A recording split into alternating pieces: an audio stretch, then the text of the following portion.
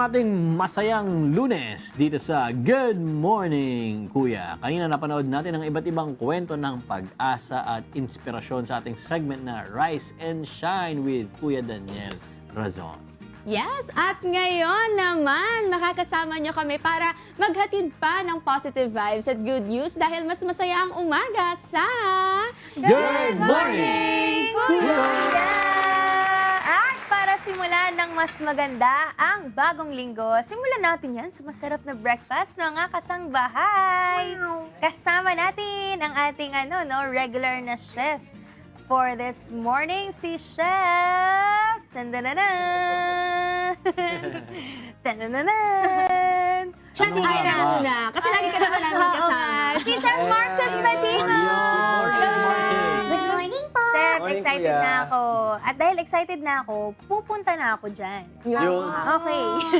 Magluluto na kami. Bye, guys! Ito yung recipe Okay today. yan. I'm so excited. Yes, healthy tayo palagi kapag Monday. At bukod dyan, ngayong umaga, narito po ang ilan pang public service sa mga gustong matuto ng urban gardening at pagpaparami ng halaman. May libreng seminar na isasagawa ang Department of Agriculture, Bureau of Plant Industry sa June 23, 2026. Mula alas 9 po yan ng umaga hanggang alas 5 ng hapon sa CRPSD Training Room sa Malate, Manila. Sa seminar na ito, libre ang registration, may hands-on training mula sa mga eksperto at matututunan ninyo kung paano magkaroon ng sariwa at masustansyang pagkain na maaari rin pagkakitaan. Sa mga gustong magpa-register, pumunta lang sa official Facebook page ng Bureau of Plant Industry at hanapin ang kanyang post tungkol dito.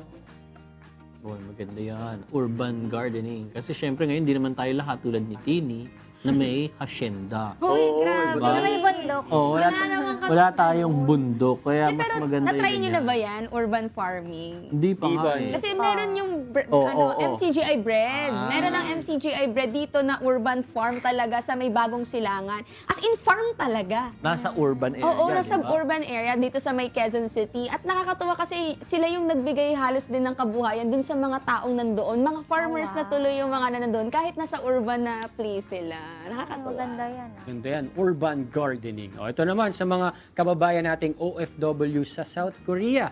Para sa inyo po ito dahil pupunta dyan ang Social Security System o SSS para magsagawa po ng mga sumusunod. Reactivation of membership, increase and verification, annual confirmation of pensioners, member or pensioner data change request, assistance on online services. Ito po ay sasagawa sa June 28, 2026 sa PCG Busan mula po alas 9 ng umaga hanggang alas 5 ng hapon. Sa may mga katanungan, maaari po kayong makipag-ugnayan sa SSS sa email address na korea@sss.gov.ph. Ano po yan sa mga kababayan natin na makapag-ano po tayo dyan para sa caravan, para sa mga information na gusto nyo pong malaman. Kasi napaka-importante ng mga ganyang mga balita rin. Kasi may mga OFWs tayo minsan na may mga balita pala na galing sa atin dito na suporta sa kanila. Tapos hindi nila nababalitaan yung mga ganung mga simpleng benefits. Kaya napaka-importante rin na yung mga, kung may mga kakilala tayong mga OFWs, ibalita natin sa kanila, di ba? Share din natin yung kanilang yung mga pages ng natin. ng government natin. Oo, government Dito. agencies. Para alam din nila. Kasi minsan nga, hindi nila nababasa, di sila aware. At may libreng webinar naman ang Bureau of Animal Industry para sa mga nais matuto ng tama at malinis na pagkatay at paghihiwa ng karne ng baboy. Gaganapin po ang awareness webinar on hygienic pork cutting sa June 24, 2026 mula alas 8 ng umaga hanggang alas 4 ng hapon. Tatalakayin dito ang wastong pork cutting practices upang masiguro ang food safety, kalidad ng karne at tamang sanitation standards. Kabilang din sa webinar ang online lectures, video presentation, open forum at question and answer session. Makakatanggap ng Certificate of Attendance sa mga makakatapos ng webinar. Sa mga nais magparehistro, scan lang ang QR code na makikita sa ating screen. Oy, maganda yan. Kasi ako ngayon, kapag kunyari, Isa sa mga naiisip ko na practical use, kunyari, kung hindi ka naman magtutuloy sa gagamitin mo pang business yung matutunan mo dito. Kasi minsan kapag kunyari, bibili tayo ng, ng mga karne sa palengke, kapag ka hindi ka familiar dun sa mga cuts, baka mamaya ano ba tawag dito? Mabudol ka. True. Minsan may mga nagsasabi na, oh, ito, liempo yan. Pero may mga cuts pala na pwede mong pagmukaing liempo, pero hindi liempo. Oh, ganun pala yun. Kaya maganda may alam din tayo sa mga sa ganito, no? Pork Lalo na pag mahilig kumain. Oo, pag mahilig kumain. At lalo na kung gusto mo pero kung gusto mo mag-business talaga, maganda. Alam mo yung tamang practice para dun sa sanitation at saka hygiene na yun. Tama. O sa mga gusto namang matuto ng German language, Ja. may binuksan na scholarship ang TESDA para dito. Ang German language A1 level training ay may 200 hours training sa loob ng 40 days. Sa mga gusto pong magparehistro, iscan lang ang QR code na yan sa inyong mga screen. Pwede rin kayong makipag-ugnayan sa TESDA sa iba pang detalye nito. Isla Bedis. Na-miss ko tuloy si Ate German. Kat. Oh, paano? Sample. Sa German ba? German. Ate Kat, good morning sa'yo. Di ba German yung sinasabi yun. Language to, Matututo naman siya ng language. Sa German ba? German. Oo. Galing mo gusto pumunta doon, makahanap ng trabaho. First step na yun, no? Oo, first step Tama at mo. marunong ka ng language. German language. O, ito naman, sige naman, move on na tayo. Abangan mamaya ang recipe natin this morning. Kasama si Ira, ang ating munting kusinera, with Chef Marcos Patimo sa ating pagbabalik.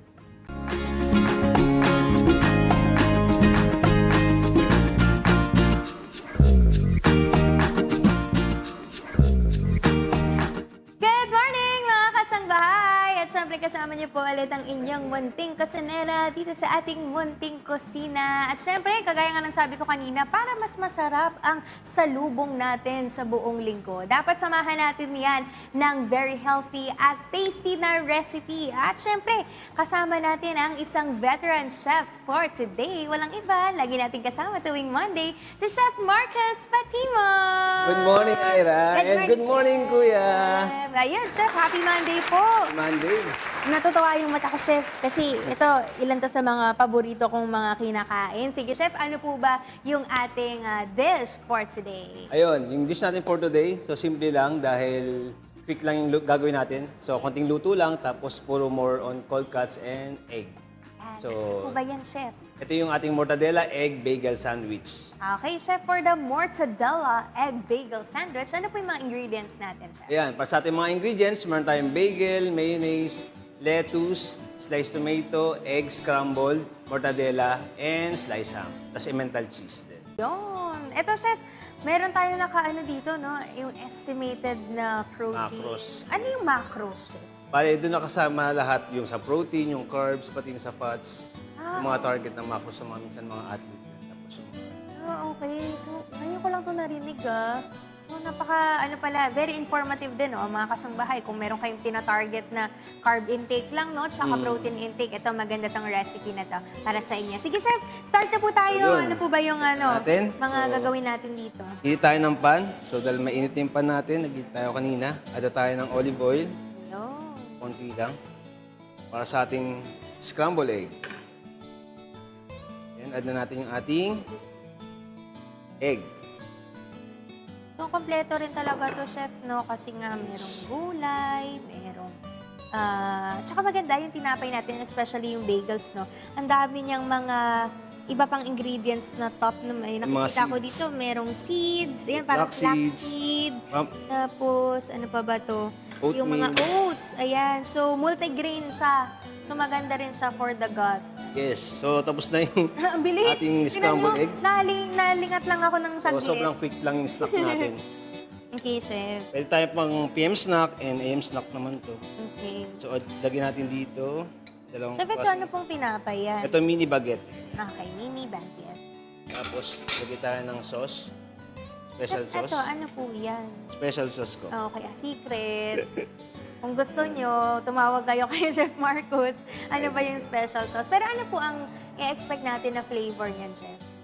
Medyo smoky lang konti. Okay. Saan natin to? Yun.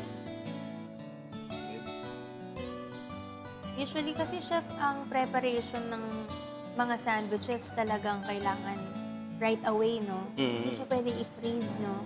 Or pwede naman, chef. Basta walang gulay. Walang gulay. Kasi maluluto yung gulay natin pag nakalagay sa freezer.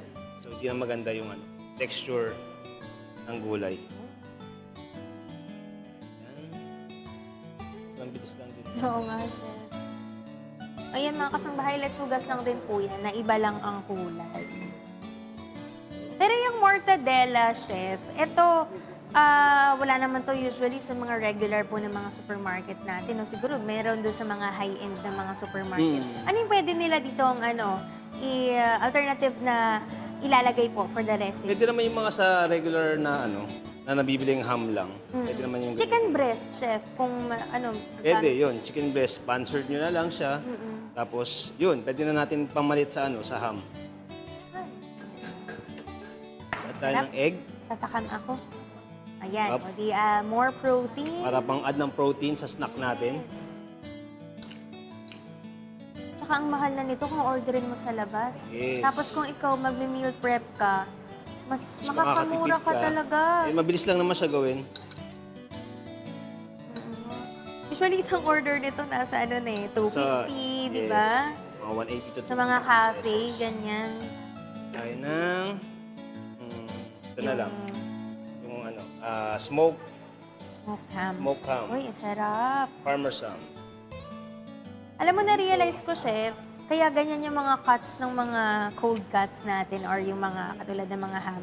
Kasi nga, di ba, medyo mataas siya rin sa soju, yung iba po. Tapos, mataas din ang protina.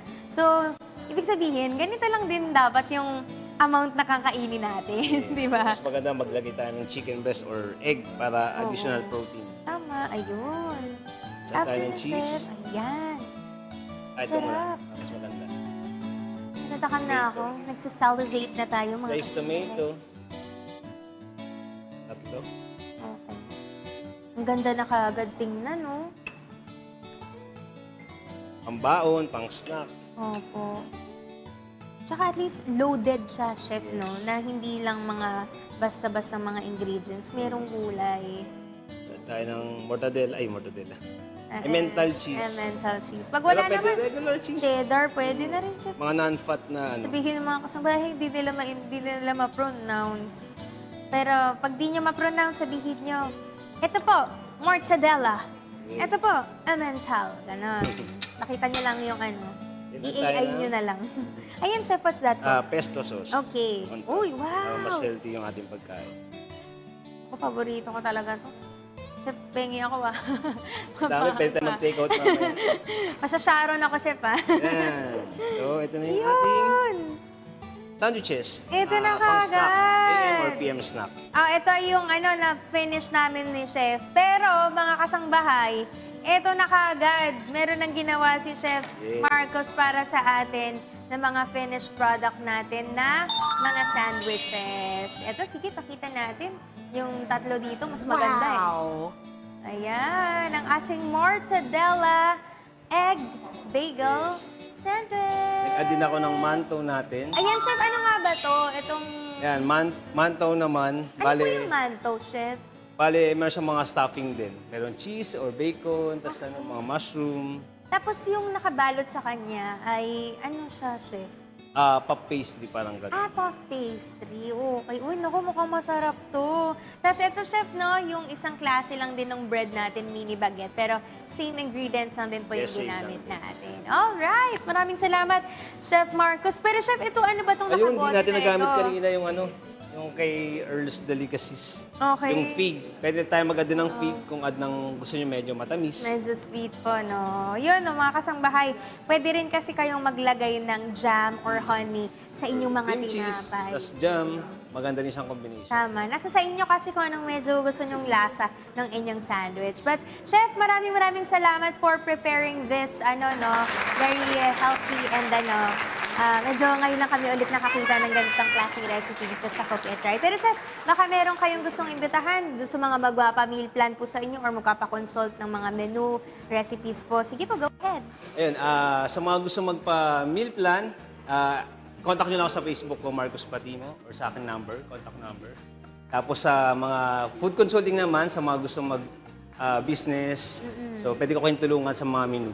Yun. Kung gusto niya na mag-start, tapos medyo nahihirapan kayo, ano ba yung gagawin kong menu? Parang all over the place ang naiisip ko. Hingi na kayo ng tulong kay Chef Marcos Patimo. Siya nagagawa ng menu ninyo. Ayan. Maraming salamat. Thank you, Ira. Once again, Chef Marcos, happy Monday po. Happy Monday. At ayan, ready na ba kayo, mga kasama, sa sandwich natin? Ipagsasharon ko na ba kayo?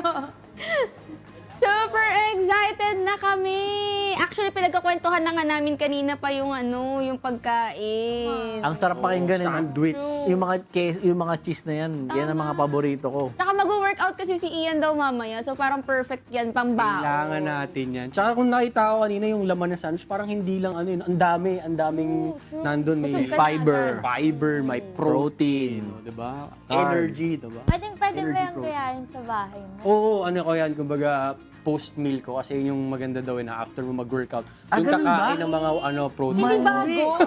Mali. Ay, totoo, may ganun din siya. Kasi mas ideally daw, mas maganda, bago ko mag-workout, ang kainin mo is yung may mga ma-fiber tsaka kaunting carbs. Yan, ganyan. Tapos, ang mga post-meal na sinasabi, post-meal workout is yung mga, doon ka na magpo-protein, ganyan, doon ka na pwedeng para mga iba, mga fats, ganyan. Kasi para, yung mo kasi after workout, parang kumbaga yung katawan mo is uhaw daw sa mga gusto mo, sa protein, kumbaga ganun. Kaya mas mas preferably na mag-protein ka after Kaya workout. pala hindi effective yung pagtakbo namin dati. May kaibigan ako, lagi kami tumatakbo pag umaga. Malapit dun sa takbuhan may lugawan. After namin tumakbo, lugaw kami. Ganon. Dapat lugaw muna, ganun. Oh, dapat before. Kasi parang ayun magiging source of energy. Baliktad pala. Pre yung carbs, nga. post yung protein. Thank you, broski, Yes, ah. Nasabi mo preferably. sa amin. Pero di mo masama kahit may protein parehas, di ba? Oo, hindi naman masama. Preferably lang. Oo. Preferably. Ang galing Okay pa rin, nun. pareho. Magandang matutunan natin yung ganyan, yung tamang pagkain, pati sa Yes. exercise, para di tayo na-ospital, Tama. di ba? Pero kapag medyo nagkaroon ng problema sa katawan natin, mga kasambahay, nandiyan naman ang MCGI Diagnostic Center. Located po sila sa MacArthur Highway, Barangay Sampaloc, Apalit, Pampanga. Ang registration time po dyan ay from Monday to Thursday, 10 a.m. to 12 p.m. Habang kapag Friday naman, 5 a.m. to 9 a.m. Libre po yan, mga kasambahay. That's right. At meron din tayong weekly medical mission sa Barangay Doña Orani, Bataan. Yan naman po ay every Monday. Ang registration time ay 5 a.m. to 9 a.m. Meron din po tayo sa Valenzuela City, dyan po sa number 22 T. Serrano Street, Marolas, Valenzuela City. Every Monday po yan. Ang registration time ay 5 a.m. to 9 a.m. At ang atin naman pong MCGI Charity Center sa Parañaque City na nasa 4th floor, 88 Square Mall, Barangay San Dionisio, Parañaque City. Open po every Tuesday. Ang registration time po dyan ay from 5 a.m. to 9 a.m. Siyempre, meron din tayong MCJ Charity Center sa Quezon City, located sa number 35 Reliance, Barangay Nagkaisang Nayon, Quezon City. Open yan, mga kasangbahay, every Wednesday. At ang registration time, nagpapasimula po ng 5 a.m. hanggang 9 a.m. Meron din po tayong MCGI Charity Center sa Davao del Norte. Located po sila sa Acasa Compound, Barangay Apocon, Tagum City, Davao del Norte. Bukas po sila every Thursday. Ang oras po ng registration ay from 6 a.m. to 11 a.m. At ang ating MCGI Clinic na matatagpuan sa number 141 E. Rodriguez Avenue, Marikina City ay bukas po every Friday. Ang registration time ay 5 a.m. to 9 a.m. Kaya sa mga kasambahay pa natin na malapit dyan sa mga areas po na yan, pwede kayong pumunta sa oras or araw ng ating bukas ang ating mga charity centers at libre po ang ating mga serbisyong medikal. At wala po tayong pinipiling kahit anuman po ang inyong religion, anuman po ang inyong lahi. Welcome po kayo sa lahat ng ating mga charity centers. Kasi pagkakaalam ko, yung procedure natin sa MCGI Clinic sa Marikina, same na rin yun sa lahat ng mga charity centers natin. So, huwag kalimutan yung valid ID, tapos yung index card na binibigay para mas ma-accommodate kayo ng mabilis po. Makapag-diretso na kayo kagad sa medical consultation, mga kasangbahay. Yan. At para naman updated kayo sa ating mga inspiring features and good news, huwag kalimutang mag-follow and subscribe sa UNTV News and Rescue at Good Morning Kuya official social media pages. That's right. Yan naman, binabati ko rin lahat. Good morning kila Hazel, Pat, Andrea, Rica, Rhea, AJ, and Maricel. Good morning. Good morning po. Yes, at good morning din sa aking mamsi. Yay! O kahapon, nag-major hike kami. Kasama ko ang Kilo Outdoors ulit. Maraming salamat sa laging pagsama sa akin at pagsama rin namin sa inyo. Pero mga kasabahay, are you looking for high-quality skincare that won't break the bank? Visit BeautyWorks Plus Aesthetics Lounge and Training Center located at Rizal Avenue in Taytay, Rizal and the Big Orange Building in Caloocan. They offer a wide range of beauty treatments and also provide certification through fast-track training programs and test the NC2 option. Thank you po kay Miss Glenda Vasquez for taking such great care of my skin. Yan, parang di nag-hike. Oo. Fresh pa Siyempre, ganun dapat talaga. Saka hindi ka umitim ngayon. Oo, at tinan nyo, maaga nagising. Kahit late umuwi. Major hike yun. Major. Talaga, Tina. Sana araw-araw, maaga. Kaya ko to. Ang lakas. Next week ulit. Ang lakas. Okay. At sige, maraming salamat na rin po sa Natural One Salon for making my hair healthy and looking great. Sa mga gustong magpaganda ng inyong mga hair, punta lang kayo sa iba't ibang mga branches nila. Meron sila sa sa Angeles, Pampanga. Meron tayo sa Taguig. Meron din tayo sa San Juan. Uy! Kami dito eh. Dito lang eh. Ayan lang. Sige po. Hindi pala ako pwede mag-hike. SPBB! SPBB! Yummy tayo. Sinabi niya. Wala nang bawian. Sinabi niya na. Wala nang bawian. Sige na. Oo, kasi ako mali. SPBB yun. Nag-inipan lang po nito. Pinag-inipan ko lang. Ako naman bababati lang. Good morning sa aking Mami Virgie. Good morning. Hindi, wala nang bawian. Hindi, nag-hike ka talaga, be. Ang lakas. Nag-viewing ka. Ang lakas mo talaga, Tini. Maraming salamat po sa bumisita sa atin na si Tini Balanon. Maraming salamat sa pagbisita. Siyempre sa lahat ng manonood sa atin simula kayo na sa ating Rise and Shine segment with Kuya Daniel. Bukas magkita kaya tayo ulit para salubungin ng araw ng may ngiti at sigla dahil mas masaya ang umaga dito sa Good morning, Kuya! Kuya!